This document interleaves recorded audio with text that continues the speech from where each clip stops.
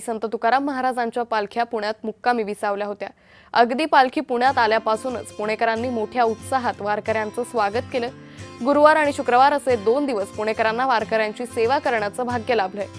पुणेकर कमी नाहीयेत, त्यांनी ही मोठी व्यवस्था केली।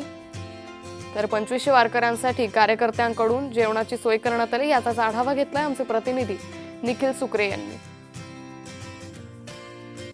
येती घरा तोची दिवाळी दसरा। खरं तर पुणेकरांनी दिवाळी सारखा हा वारीचा सण साजरा केलेला आहे। माझ्या उजव्या बाजूला आपण पाहतो शकतो की कशा प्रकारे जे आहे ते पुणेकरांनी जेवणाची व्यवस्था जी आहे ती वारकऱ्यांसाठी केलेली आपल्याला पाहायला मिळते।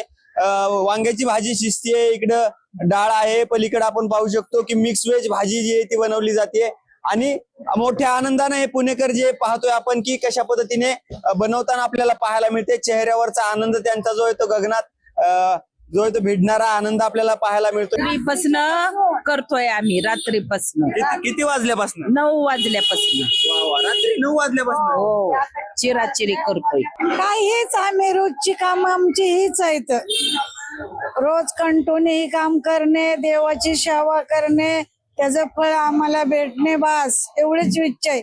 फक्त विठ्ठलाने आमचा हातपाय नीट ठेवावा, बाकी आम्हाला काही नको। त्याचं दरवर्षी आमचा जो कार्यक्रम असतो तो आमच्या इथं भरपूर आणि आनंदाने आणि उत्साहाने करतो। आम्ही दरवर्षी पालखी येताना आम्ही आनंदात आणि उत्साहातच सण साजरा करतो।